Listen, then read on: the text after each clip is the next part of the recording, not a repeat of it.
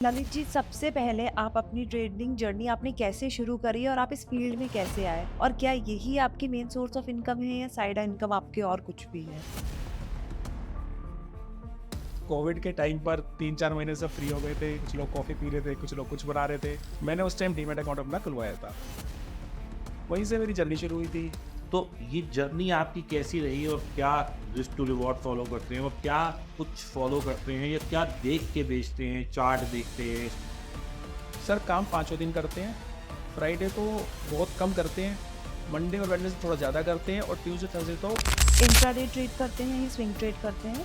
99% internet पे। किसी हमारी ऑडियंस में 1 करोड़ रुपया कैश, ठीक है। अब उसको क्या करना चाहिए? कितना कैश रखना चाहिए? कितना म्यूचुअल फंड, कितना लिक्विड, क्या करना चाहिए?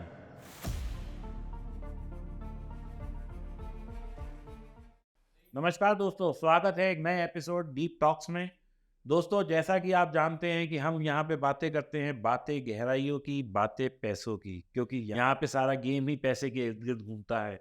दोस्तों, मेरी कोशिश ये रहती है कि मैं आप लोगों के लिए चुनिंदा ट्रेडर्स ढूंढ के लाऊं पूरे भारतवर्ष से, ताकि आप लोगों को ट्रेडिंग का ज्ञान भरपूर मिलता रहे, आप लोगों को ये पता लगता रहे कि एक बड़ा माइंडसेट कैसे सोचता है, एक छोटा माइंडसेट क्या होता है, एक बड़ा ट्रेडर किस तरीके से सोचता है। और जब मैं बड़ा ट्रेडर कहता हूं तो दोस्तों, वो कोई 10-20 लाख की बात नहीं कर रहा, मैं 10-20 करोड़ की बात भी नहीं कर रहा, इससे भी ज़्यादा की बात कर रहा हूं।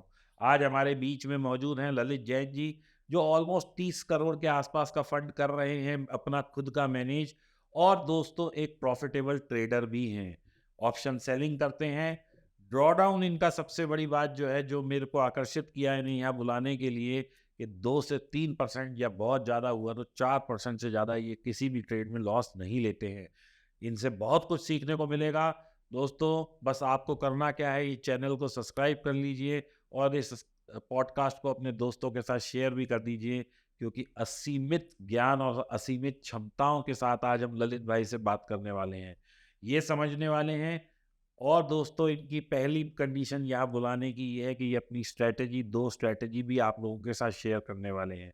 तो बिल्कुल बने रहिए, इस पॉडकास्ट को पूरा अंत तक देखिए, क्योंकि ज्ञान का सागर मिलने वाला है और ये पता लगने वाला है कि जो एक बड़ा ट्रेडर होता है वो बड़ा कैसे बनता है, उसका माइंडसेट कैसा होता है, कितने पैसे को हम बड़ा बना सकते हैं, कितना पैसा बना सकते हैं, कितने पैसा लगा के कितनी कमाई कर सकते हैं, सब कुछ जानेंगे। स्वागत करते हैं ललित जैन जी का। तो ललित भाई, स्वागत है आपका, बहुत बहुत बहुत बहुत शुक्रिया डीप टॉक्स में आने का। थैंक यू सर, नमस्कार। Thanks for having me. Lalit ji, सबसे पहले आप अपनी ट्रेडिंग जर्नी आपने कैसे शुरू करी और आप इस फील्ड में कैसे आए? और क्या यही आपकी मेन सोर्स ऑफ इनकम है या साइड इनकम आपके और कुछ भी है? मैम, बाकायदा मैं पेशे से चार्टर्ड अकाउंटेंट हूँ। ओके। मैंने अपना सीए क्वालीफाई 2012 में किया था और 2020 तक मेरे पास कोई डीमैट अकाउंट तक नहीं था। फिर वहाँ पर कोविड आता है। कोविड के टाइम पर 3-4 महीने से फ्री हो गए थे। कुछ लोग कॉफ़ी पी रहे थे, कुछ लोग कुछ बना रहे थे। मैंने उस टाइम डीमैट अकाउंट अपना खुलवाया था। वहीं से मेरी जर्नी शुरू हुई थी। 1-2 साल मैंने साथ-साथ दोनों चीज़ें कंटिन्यू करी, ट्रेडिंग एंड आपका प्रैक्टिस, और 2 साल बाद मैंने प्रैक्टिस छोड़ दी। अब मैं सिर्फ ट्रेडिंग करता हूँ। आपकी totally source of income trading से है? यस, आज की डेट में यस, तो ओनली आप ट्रेडिंग। इंट्राडे ट्रेड करते हैं या स्विंग ट्रेड करते हैं? 99% इंटरनेट ट्रेडिंग। तो इंट्रा ओवरनाइट पोजीशन 0 होती है हमारी। ओवरनाइट पोजीशन 0 होती है। तो ललित भाई, ये बताइए, आप क्या करते हैं? मतलब आप स्टॉक मार्केट में जो इतने बड़े पैसे से करते हैं, तो करते क्या है basically? What is the thing that you are doing? Sir, index option trading ही करते हैं हम। इंडेक्स का मतलब मैं क्या समझूं? निफ्टी, बैंक निफ्टी, सेंसेक्स? अभी तो सिर्फ निफ्टी और सेंसेक्स बचे हुए हैं। अच्छा। वीकली ऑप्शन होते हैं जो नियर टू एक्सपायरी है, हम उसी को ट्रेड करते हैं। जी। और जनरली हम ओटीएम ट्रेड करते हैं। अच्छा, तो ओटीएम कितना दूर? जैसे निफ्टी में एक उदाहरण स्वरूप मान लूं कि 20,000 चल रही है, तो आप कितनी दूर का ओटीएम कॉल और पुट बेचते हैं? सर, हम 10 या 12 रुपए से ऊपर का प्रीमियम बेचते ही नहीं है अच्छा, 10-12 रुपए का निफ्टी प्रीमियम के बेचते अंदर। हैं एक्सपायरी वाले दिन? एक्सपायरी वाले दिन या नॉन एक्सपायरी डे वाले दिन भी 10-12 रुपए से ऊपर का प्रीमियम हम नहीं बेचेंगे निफ्टी के ठीक अंदर। है। और सेंसेक्स में हम 30-40 रुपए से ऊपर का प्रीमियम नहीं बेचते हैं। तो 12 रुपए का जो प्रीमियम बेचते हैं, तो आपकी तो क्वांटिटी फिर बहुत ज़्यादा हो जाती होगी। सर बिल्कुल बहुत ज़्यादा हो जाती है। कितनी क्वांटिटी हो जाती है करीब करीब? सर आप ये लगा लो, मतलब लाख लाख क्वांटिटी हो जाती है आराम से। लाख क्वांटिटी हो जाती है। अच्छा, तो ललित भाई, ये बताइए कि जैसे हमने शुरू किया होगा तो कम ही क्वांटिटी से किया होगा, बिल्कुल सर।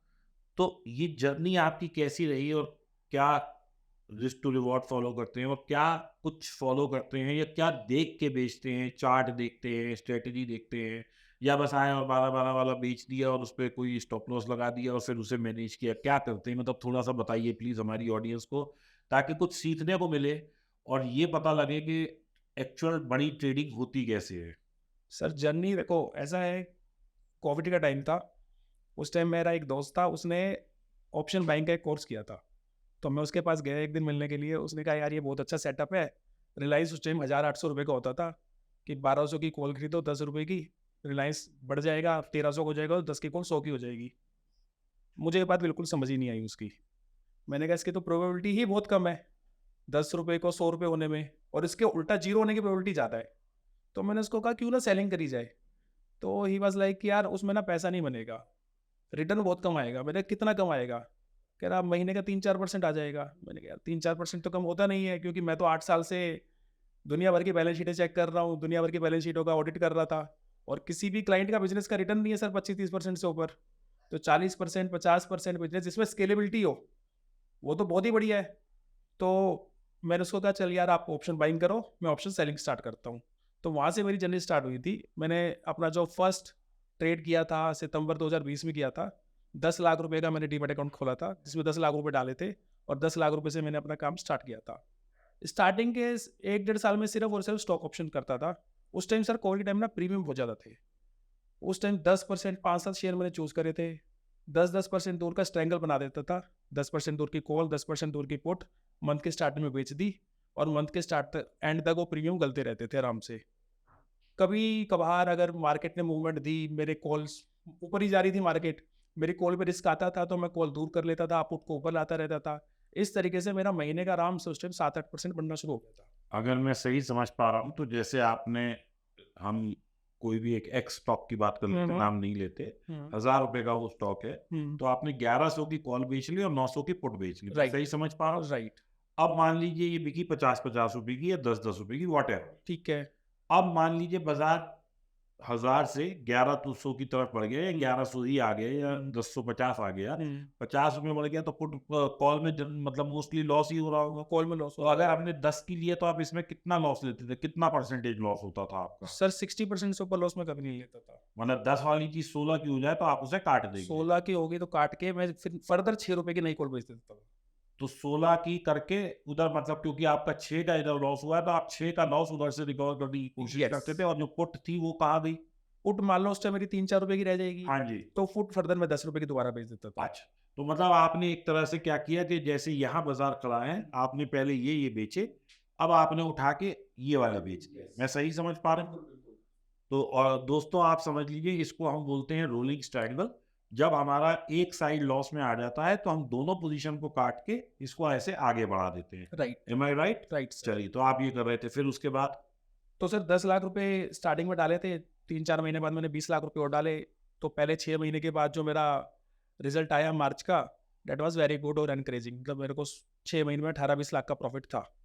मतलब 10 लाख डाले और 20 लाख डाले तो 30 लाख आपके अपने हो गए, और अब अकाउंट में 48 लाख रुपए करीब करीब बच गए, यानी कि Yes. 18 लाख का मुनाफा हो गया यस इन अ ईयर, छह महीने। Matter of 6 months. 6 months. Yes. तो मुझे बहुत अच्छा मार्केट लगा। मेरे को लगा कि जो स्केल अप यहाँ पे हो सकता है वो शायद मेरी प्रैक्टिस में नहीं हो सकता, बिल्कुल क्योंकि ठीक प्रैक्टिस बात है। में 1 to 1 ऑलरेडी मैं 10-10 12-12 घंटे काम कर रहा था। सितंबर के मंथ में, मार्च के महीने में तो मैं घर ही नहीं पहुंच पाता था। अभी लगा के चलो 7 दिन काम करना है। तो मुझे वो नहीं लग रहा था कि मैं प्रैक्टिस को वहाँ से 5x स्केल कर सकता हूँ, क्योंकि मेरे को वहाँ पे 1 to 1 देना है। यहाँ पर मैं ये काम, मुझे लग रहा था कि इसको 100x भी करना हो तो मेरे को इतना ही टाइम काम करना है, क्योंकि मार्केट ही 6 घंटे की है, उसके बाद तो कुछ है ही नहीं ना, और 5 दिन की मार्केट है। तो फिर मैंने सोचा कि मैं धीरे धीरे अपना पूरा काम ट्रांजिट करके इसी में आना है मेरे को। तो अब आप क्या करते हैं? What is the strategy that you run right now? तो सर, सिर्फ ट्यूसडे और थर्सडे ही काम करते हैं, बाकी दिन 5 दिन कुछ नहीं करते? 4 दिन, बाकी 3 दिन? सर काम 5 दिन करते हैं।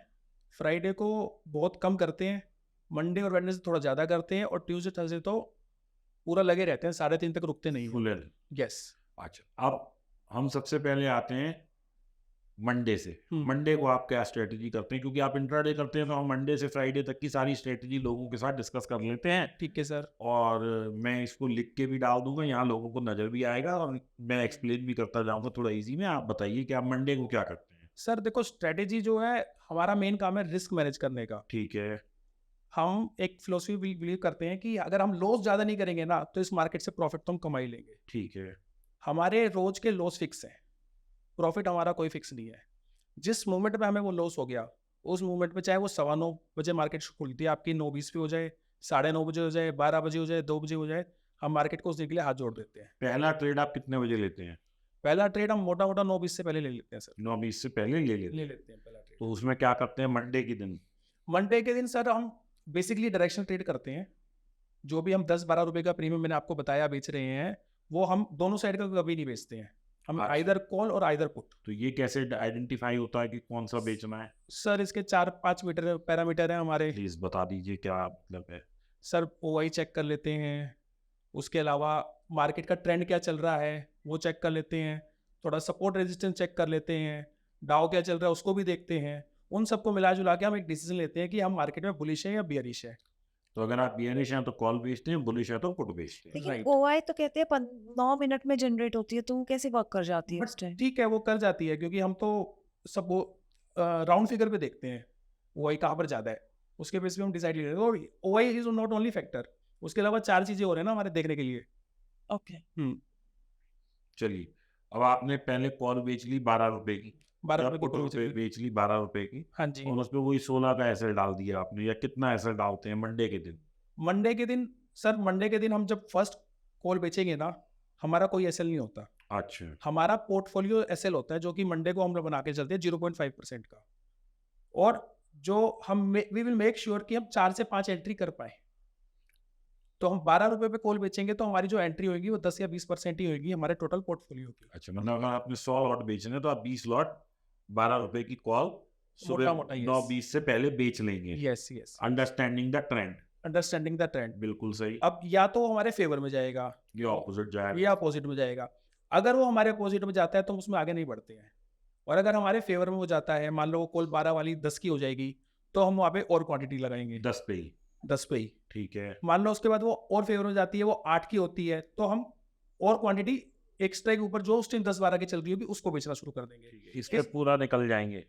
नहीं, इस पे ये इसे रहेंगे, रखेंगे, इस पे रहेंगे। अच्छा। इसको जब तक 50% डाउन नहीं हो जाएगी इससे नहीं निकलेंगे। Okay, yes. ठीक है। और इस तरीके से हम ट्रेंड राइट करने की कोशिश करते हैं। और जहां मार्केट रिवर्स हुई और अगर मार्केट ने अगर हमें लॉस दिया और हमारी पोजीशन इतनी है कि 50% हमारा जो 0.5% का हमारा स्टॉप लॉस है वो हिट हो गया, तो मार्केट से एग्जिट ले लेंगे। और अगर हमारा स्टॉप लॉस हिट नहीं हुआ 0.5% का और मार्केट रिवर्स होती है, तो फिर हम पुट बेचने के लिए बैठ जाते हैं। अच्छा, यस। अब कई दफा मार्केट रेंज में आ जाती है, बार बार ऊपर नीचे, बार बार ऊपर नीचे होती है, तो आप इधर भी लॉस लेते हो, इधर भी लॉस लेते हो, या उस वक्त कैसे मैनेज करते सर हो? उस वक्त हम मैक्सिमम 2 लॉस लेके निकल जाते हैं मार्केट से। अच्छा, हाँ, क्योंकि हमारा डे स्टॉप लॉस हिट हो गया। अब मान लो मार्केट बार मतलब बार पहला स्टॉप लॉस जो है, मतलब मंडे के दिन आपका कॉल और पुट पे कोई स्टॉप लॉस नहीं है, वो पोर्टफोलियो पे है पोर्टफोलियो पे। 0.5%। 0.5%। बहुत बढ़िया, अति उत्तम। तो 0.5% का स्टॉप लॉस जो हिट होएगा हमारा मैक्सिमम 2 ट्रेड में होएगा। ठीक है। होने को एक में भी हो सकता है। अगर मान लो हमारी 5 एंट्री हो गई कॉल में, जो मैंने आपको बताया था 20% हम कैपिटल एलोकेट कर रहे हैं पहले, फिर 20% करी, फिर 20% करी, फिर 20% करी, और 11 बजे तक मार्केट ऊपर ही रही या मार्केट नीचे रही कॉल की साइड, हम कॉल शॉर्ट करते गए और 11 बजे तक हम ऑल इन हो चुके हैं, और वहां से मार्केट का रिवर्स होएगी तो हमें पुट में जाने का मौका ही नहीं मिलेगा। So, हमारा स्टॉप लॉस वहां पे पोर्टफोलियो का हिट कर क्योंकि देगा। वो बहुत बड़ी क्वांटिटी, बहुत बड़ी क्वांटिटी हो जाती है वहाँ। अच्छा, तो उस दिन फिर आप कोई और ट्रेड नहीं लेंगे, बस you are out on your, Yes. मतलब full out on the day. Yes. अच्छा, मान लीजिए हमने 20% डाला, हाँ, दोबारा 20 और डाल दिया, ठीक है। इसके बाद रिवर्सल आ गया तो हम पुट बेचेंगे, इसका लॉस लेके फिर बाहर हो जाएंगे, क्योंकि अभी 5% मतलब 0.5% तो लगा नहीं है। 0.5% नहीं लगा है, हम थोड़ा सा वेट करते हैं फॉर ट्रेंड कंफर्मेशन। अगर हमें लगता है कि अब मार्केट गिर रही है तो फिर हम वही 20% पुट बेचना शुरू कर देंगे, या मार्केट बढ़ रही है रिवर्स हो रही है तो हम 20% अपोजिट साइड बेचना शुरू कर देंगे। दोनों नहीं बेचेंगे? दोनों सर, दोनों बेचते हैं हम। अगर हमारी 12 वाली कॉल भी गिर रही है और उधर से पुट भी हमें दिख रहा है साइड बाय साइड गिर रही है, तो हम फिर पुट भी बेचना शुरू कर देते हैं। तो ये कैसे देखते हैं, चार्ट लगाते हैं इसका, या sir price only, Price price सब कुछ कहता है। मतलब 12 वाली 10 होती दिख ही रही है 12 आपको? वाली कॉल 10 दिख रही है, पुट भी हमने खोली रखी है उतनी ही दूर की, उसमें भी टिकी आ रहा है, स्मूथ टिकी आ रहा है, तो हम पुट भी बेचेंगे। ठीक है, तो फिर आप ट्रायंगल बना के खड़े हो जाएंगे Yes. वही एसएल जो भी, या तो पोर्टफोलियो का या दोनों का इंडिविजुअल। यस यस ठीक है। राइट। चलिए, ये मंडे हो गया। ट्यूसडे को क्या होगा? सर मंडे और वेडनेसडे मोटा मोटा सेम रहता है, बस सेंसेक्स की निफ्टी की जगह सेंसेक्स हो जाएगा। तो सेंसेक्स में यही काम हम 32 रुपए, 30 रुपए, 40 यस रुपए वो पे 3x कर दो, 3.3 का मल्टीपल चलता है, ठीक है। 3.3 से मल्टीप्लाई करके सेम चीज रहती है मोटा मोटा। ठीक है। अच्छा, अब हम मंगलवार को एक्सपायरी हो गई Yes. निफ्टी की, तो उस दिन क्या करते हैं? सर मंगलवार को हमारे जो स्टॉप लॉस होते हैं थोड़े बड़े होते हैं, हम 3 स्टॉप लॉस रखते हैं मंगलवार को, 1%, 1.5%, 2%। ऑफ द कैपिटल या of the strike price? Of the capital. अच्छा, हाँ जी। तो ललित भाई मंडे और वेडनेसडे का अपना हो गया। ट्यूसडे का आपने बताया कि क्योंकि एक्सपायरी होती है तो 1%, 1.5% और 2% आपका एसएल रहता है पोर्टफोलियो वैल्यू पे या प्रीमियम पर। पोर्टफोलियो वैल्यू पर। चलो, अब हमने ट्यूसडे को आए, फिर 9:20 से पहले पहले हमने क्या किया? सर सेम दोनों तरफ बेचा या फिर वो डायरेक्शनल से शुरू करके नॉन डायरेक्शनल की तरफ? सर स्टार्ट एक ही तरफ से होएगा। स्टार्ट एक ही तरफ से। यस, चाहे उसमें लॉस हो जाए कोई दिक्कत कोई नहीं। दिक्कत नहीं है। तो अब कहीं ऐसा तो नहीं है कि कोई चार्ट वार्ट को रेफर करते हो, क्योंकि कुछ तो देखते होंगे ना? सर चार्ट को मुझे लगता ही नहीं ऑप्शन प्राइसिंग ट्रेडिंग में आप रेफर करके कुछ कर लोगे। अच्छा, तो price is says everything. But direction कैसे आइडेंटिफाई करते हो अगर आप चार्ट नहीं देखते तो? मैम डायरेक्शन जैसे आज की बात कर लेते हैं, आज सुबह मेरे को मार्केट अप लग रही थी, मार्केट भी न्यूज भी थी, न्यूज बेस भी था, गैप अप भी था मार्केट में, तो आज हमने पुट बेचनी ही स्टार्ट करी है सुबह से।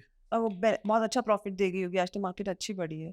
मैम आखिरी में ना प्रीमियम बढ़ गए, हमने क्या करा 1000 क्वांटिटी बेची, फिर 1000 क्वांटिटी बेची, फिर 1000 क्वांटिटी बेची, तो हमारा जो एवरेज प्राइस है 70 रुपये से बेचनी शुरू करी, 50 रुपये तक बेच रहे हैं, या 50 रुपये से बेचनी शुरू करी 30 रुपये तक बेच रहे हैं, तो हमारा एवरेज प्राइस आ गया 35-40। और 3 बजे के बाद ड्यू टू फेड मीटिंग उन्होंने प्रीमियम बढ़ा दिए, तो आज उतना अच्छा प्रॉफिट हो नहीं पाया, जबकि हम डायरेक्शन सही बैठे हुए थे। डायरेक्शन ठीक। बाजार ऊपर जा रहा था लेकिन विक्स बढ़ गया, विक्स बढ़ गया और विक्स प्रीमियम एक्सपेंशन हो गया। Yes, तो yes, क्योंकि yes. इवेंट है तो उससे पहले विक्स का एक्सपेंशन। तो अगर आपको इवेंट पता था तो आपने प्रॉफिट क्यों नहीं बुक किया? आपने वेट ही क्यों करेगी 3 बजे के बाद पोजीशन काटने की? क्योंकि आज का जो इवेंट है मोस्टली प्राइस इन लग रहा था हमें कि फैट जो भी रेट बढ़ाएगा डेट इज प्राइस इन, तो हमें इतना उम्मीद नहीं थी कि दोनों साइड की प्रीमियम बढ़ा देंगे, क्योंकि बिल्कुल भी डाउट नहीं था। अगर आप उसका रेटिंग देखोगे 95% रेटिंग वाज कि 0.25% रेट रिडक्शन होना ही होना है, तो हमें लग रहा था प्राइस इन है ही चीज। अगर मान लो वहाँ पे वो 60-70% थ्योरी होती, कुछ डाउट होता कि फैट क्या करेगा, ज़्यादा डाउट होता तो हम जल्दी एग्जिट ले लेते, बट हमें पता ही है ये होना है, इसके चांसेस ज़्यादा है, तो हमें लग रहा था प्राइस इन है तो ऐसा नहीं होगा आज कुछ, और एटलीस्ट पुट साइड तो कुछ नहीं होगा। तो आज मान लीजिए जैसे फेड का डिसीजन आना है और अगर वो 25 पैसे 25 बेसिस पॉइंट इंटरेस्ट रेट कम कर देते हैं तो उससे तो मार्केट और भागेगा, यस जबकि उन्हें तो डेट को वो कंट्रोल करना है। यस भाई ये ट्रम्प साहब जो ये कह रहे हैं कि हम वो बढ़ाएंगे, तो अल्टीमेटली उन्हें डेट मार्केट को ही तो कंट्रोल करना है, Right. तभी तो ये सारा गेम हो रहा है। राइट। तो क्या आपको नहीं लगता कि मार्केट इससे भागेगा तो यूएस को तो और नुकसान होगा? यूएस अभी ट्रम्प क्या कर रहे हैं क्या नहीं कर रहे हैं, उनका तो मेन पर्पस जो है कि रेट ऑफ इंटरेस्ट कम लेकर आओ, उनकी जो डेप्ट सर्विसिंग है उनको तो कम करनी है, उनका तो मेन फंडा ही यही है, उनका इंटरेस्ट ही। लेकिन आप ये देखो ना, जब मार्केट बढ़ेगा तो डेट के रेट कम होंगे। हाँ उनका वो तो चाहती यही है ना, ट्रम्प तो इस टाइम यही चाहता है कि उनकी जो इंटरेस्ट कॉस्ट है वो कहीं ना कहीं कम हो जाए, क्योंकि उनका तो बजट का एक अच्छा खासा पोर्शन सिर्फ इंटरेस्ट पे करने में जा रहा है आज की डेट में, $1 बिलियन से भी ज्यादा। काफी तो ज्यादा है। उनका तो मेन ऑब्जेक्टिव ही है इसके पीछे कि किसी भी तरीके से मैं डेप्ट को कम कर दूं अपने, और डेप्ट को कम ना करूं तो एटलीस्ट इंटरेस्ट को कम कर दूं, इसीलिए वो फेड चेयर के पीछे पड़े हुए हैं, कभी कि इसको फायर करो ये मेरी सुन नहीं रहा है, उनका तो यही चल रहा है, कभी वो मोदी जी के पीछे पड़ जाते हैं, कभी किसी के पीछे पड़ जाते हैं। चलो देखो, ऐसा है कि क्या होता है कि हर आदमी अपनी कंट्री के इंटरेस्ट में सोचता है, तो वो अगर सोच रहे हैं तो मैं समझता हूँ वो सही सोच रहे हैं। Reason Yes. being कि देखिए उनकी प्रॉब्लम्स वही बेटर समझ सकते हैं, हम यहाँ बैठ के नहीं समझ, बिल्कुल सर बिल्कुल। क्योंकि क्या होता है कि किसका जूता कितना काट रहा है वो पेन सिर्फ वही the wearer of the shoe can understand. Right. चलिए, तो अब अपन ने ट्यूसडे को भी यही कर दिया, बुधवार का आप बता ही चुके हैं, फिर थर्सडे आ गया।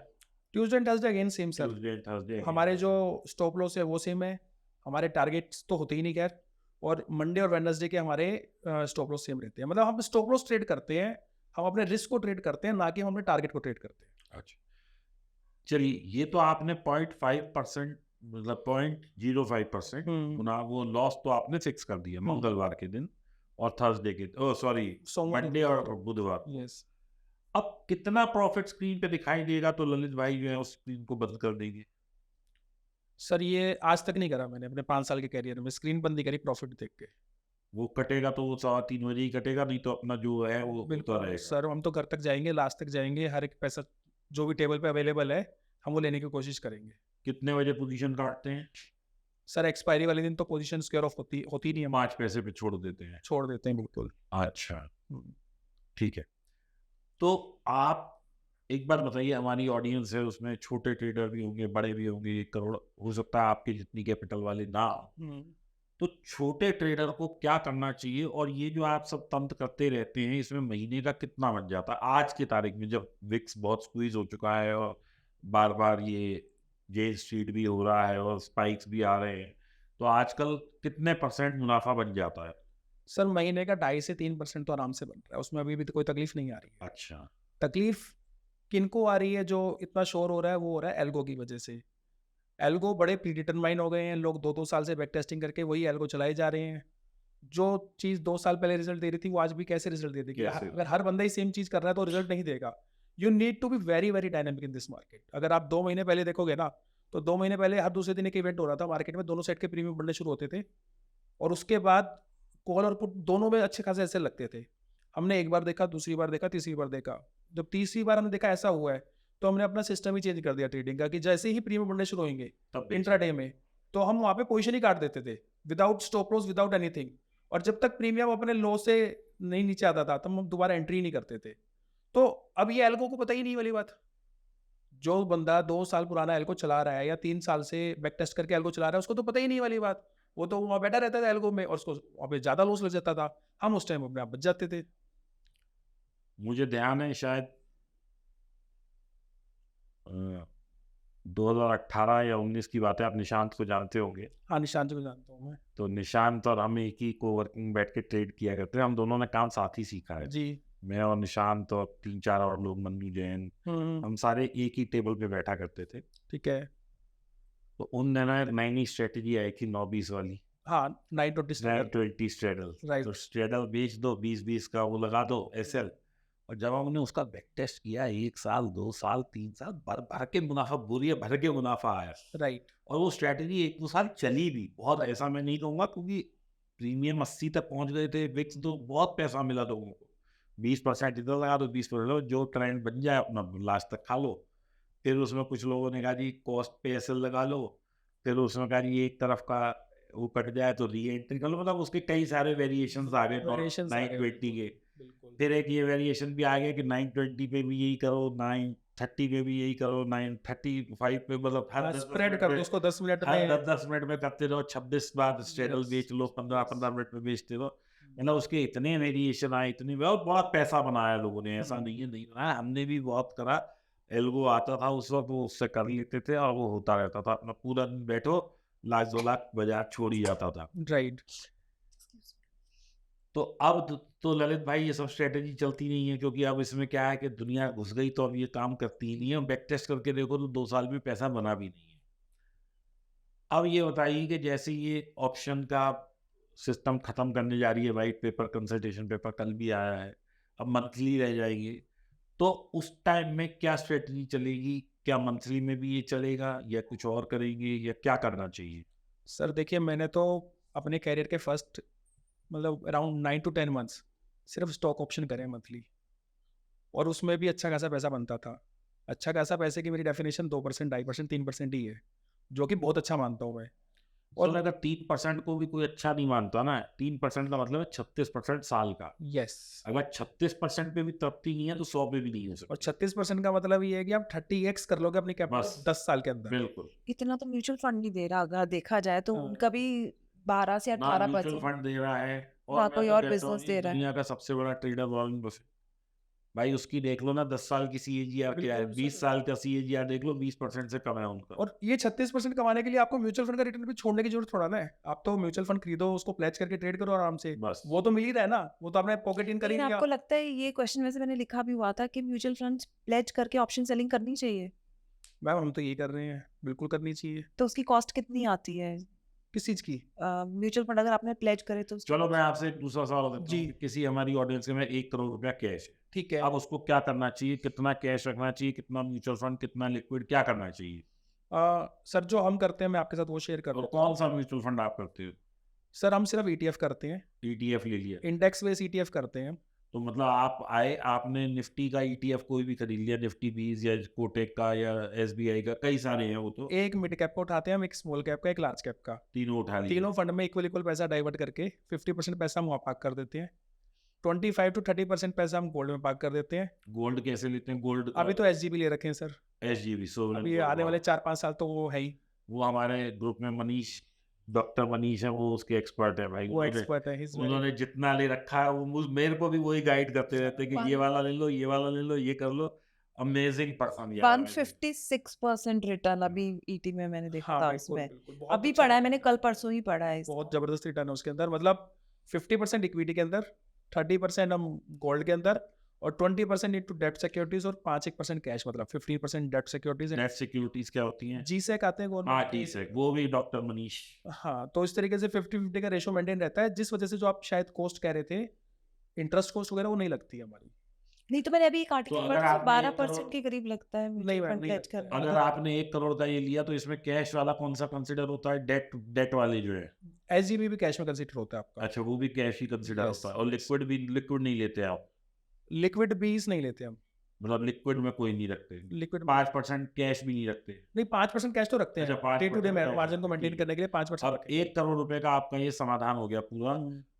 तो इसमें 5% कैश है, 95% के अपने large cap, mid cap, small cap, gold और जीसेक, जीसेक हो गए। तो ये अपना 95% हो गया। राइट। अब ये 95 लाख अगर हमने प्लेज कर दिया तो हमें कितनी वो मिलती है लिमिट इसके अगेंस्ट? सर 90%। 90%, यानी ऑलमोस्ट 90 लाख या 87 लाख मिल जाती है। और 5 लाख कैश तो पड़ा ही तो है। 90% मार्जिन को आप ट्रेड कर सकते 90%। अब इसको अगर मैं इंट्राडे यूज करता हूँ तो मुझे कोई ब्याज कुछ नहीं देना पड़ता? हैं। इसको इवन अगर आप ओवरनाइट भी यूज करते हो तो आपको कोई ब्याज नहीं देना पड़ता। कोई ब्याज नहीं है, क्योंकि ये एक्सचेंज की तरफ से है। एक्सचेंज कहता है कि 50% का कैश और 50% का नॉन कैश कोलेटरल आपका अगर है तो इट्स ओके टू ट्रेड। ठीक है। और कुछ ब्रोकर्स, अगर आपका 50% कैश नहीं है, 100% ही आपका नॉन कैश कोलेटरल है, तो कुछ ब्रोकर आपको अलाउ कर देते हैं, कुछ ब्रोकर उस पर इंटरेस्ट चार्ज कर लेते हैं। अच्छा, ये ब्रोकर टू ब्रोकर इनकी डिफरेंट पॉलिसी है, बट हमारा जो फंड होता है वो पूरा का पूरा पार्ट 50-50 में रहता है।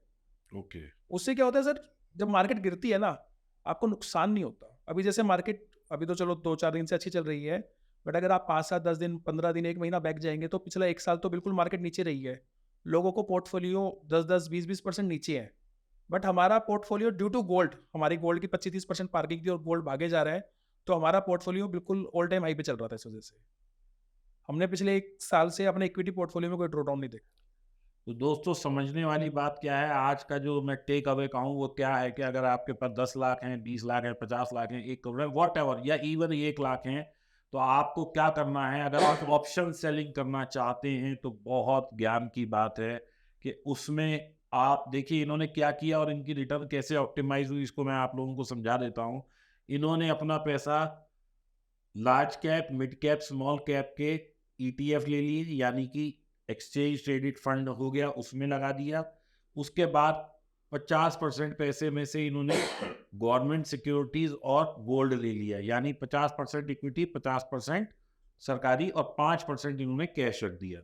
अब इन सब की रिटर्न मान के चलिए 18 से 20% मिली होगी इन्हें। अगर इसमें 3 कंपोनेंट नीचे भी रहे, गोल्ड ऊपर रहा, तो पोर्टफोलियो तो आपका बढ़ ही रहा है। सर इसका टारगेट हम 10% का मान के चलते हैं लॉन्ग टर्म में, तो 18% नहीं आएगा। चलिए, इसकी रिटर्न दोस्तों 10% आई, और जो इसके अगेंस्ट इन्हें फ्री मार्जिन मिला उसके अगेंस्ट इन्होंने खुद से 3% कमाया, यानी 36% वहां से निकाला। 10% इनका बैठे बिठाए अगर ये ना भी काम करें तो भी निकल आया। इसमें दोस्तों सबसे बड़ा फायदा क्या होता है कि अगर आप पूरा कैश डालते हैं और आपका 10% लॉस हो गया तो वो तो आपका पॉकेट से ही चला गया, लेकिन अगर किसी दिन ललित जी का 10% लॉस हुआ तो उतना तो इन्हें 1 साल में रिटर्न आ गई, तो ये नील बटे सन्नाटे पे छूट जाएंगे। तो इन्होंने अपना रिस्क भी मिटिगेट कर दिया और हर तरीके से सिक्योर और ऑप्शन के लिए मार्जिन भी बचा रहा है इनके पास। एक चीज़ और समझने की कोशिश करते हैं दोस्तों, यदि मान लीजिए आप भी ट्रेड कर रहे हैं कैश से और ये कर रहे हैं इस कोलेटरल सिस्टम से, तो अगर आपका 30% का लॉस है तो इनका केवल 20 रहेगा। आपको 30% कमा के पूरा करना पड़ेगा, ये 20% कमा के पूरा कर लेंगे। तो हर तरीके से इनके पास एक प्रोटेक्शन है, यानी कि इन्होंने एक हेलमेट जैसा पहन लिया बिफोर ड्राइविंग द बाइक। तो आप लोग भी दोस्तों इस सिस्टम को अडॉप्ट कर सकते हैं। और यदि आपके फिर भी कोई कमेंट्स हैं तो आप प्लीज़ कमेंट करिए, डिस्क्रिप्शन में मैं डिटेल डाल दूंगा। इसके बाद भी अगर आपके कोई कमेंट्स हैं तो मैं ललित से रिक्वेस्ट करूंगा कि ललित आप इन कमेंट्स को जवाब दीजिए, ताकि आप लोगों के सवालों के जवाब हम दे पाएँ। यदि इसके बावजूद भी आपको लगता है कि ललित जी को दोबारा बुलाया जाए और स्ट्रैटेजी समझी जाए, तो कमेंट में लिखिए सेकंड पार्ट, और हम इनको दोबारा बुला लेंगे और इनके जो भी आप लोगों के सवाल होंगे मैं सेकंड पार्ट में ले लूँगा। कुछ और ऐसी बात ललित जी, वैसे मेरी तरफ से तो मेरे ख्याल मंडे से लेके फ्राइडे तक हमने कवर यस। कर ही लिया है। कुछ और ऐसी बात जो आप ऑडियंस के साथ शेयर करना चाहें, जो आप फॉलो करते हैं, ताकि लोगों का भला हो सके, लोगों को 2 पैसे का तंत्र मिल सके और लोग अपनी ट्रेडिंग जर्नी को बेटर बना सकें? अ, सर मैं कभी शेयर में ट्रेड नहीं करता हूँ इक्विटी के अंदर, ठीक है।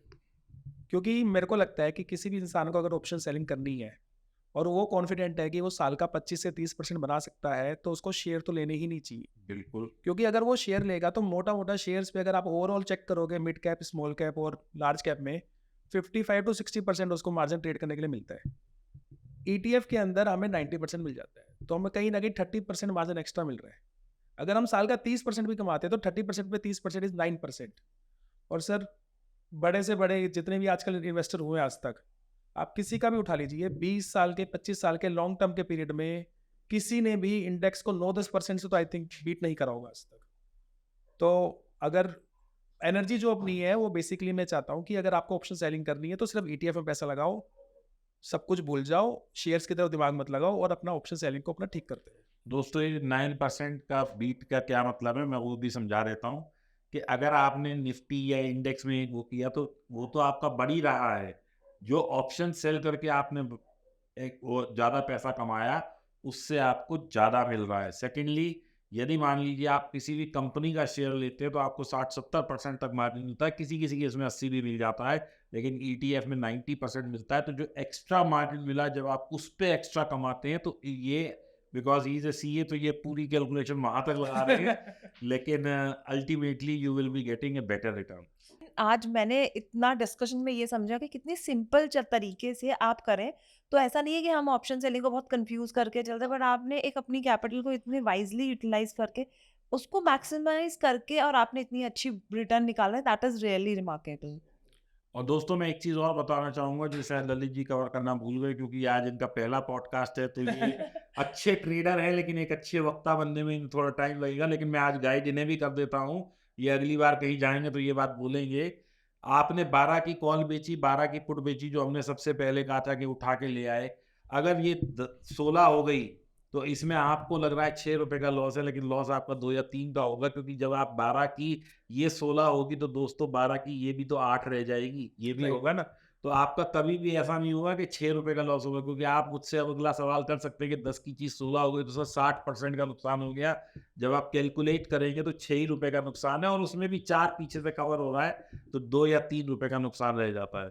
यही फायदा है दोस्तों नॉन डायरेक्शनल ट्रेडिंग करने का। और बस इसमें सिर्फ एक चीज़ है जो आप लोगों को हमेशा ध्यान रखनी है, वो है रिस्क मैनेजमेंट। अगर आपने प्रॉपर रिस्क मैनेजमेंट किया तो ऑप्शन सेलिंग से बढ़िया धंधा नहीं है। और आपको पता है मैं भी एक ऑप्शन सेलर हूँ। कुल मिला के कुछ कुछ ऐसी ही स्ट्रेटजीज पे काम करते हैं, बस थोड़ा थोड़ा अंतर है। बाकी ऑल अक्रॉस द बोर्ड आप किसी भी ऑप्शन सेलर से मिलेंगे तो कोई 12 की बेच रहा है, कोई 15 की बेच रहा है, कोई 10 की बेच रहा है। फंडामेंटल वही है, रिस्क को मिटिगेट करते जाइए, प्रॉफिट तो अल्टीमेटली आ ही जाएगा। तो मैं समझता हूँ दोस्तों आज आप लोगों को काफ़ी ज्ञान मिला होगा ललित जी से, इनका धन्यवाद करते हैं। थैंक यू कि थैंक यू ललित जी, आप आए और मेरे पास दोस्तों ये बहुत दूर से आए, पानीपत रहते हैं, फिर नोएडा रहते हैं, और ये आज गुड़गांव आए हैं मेरे पास, क्योंकि आज हम गुड़गांव के स्टूडियो में शूट कर रहे हैं। तो आभार आपका बहुत बहुत ललित जी आने का, और बहुत बहुत शुक्रिया, धन्यवाद। Thank you sir. Thank you.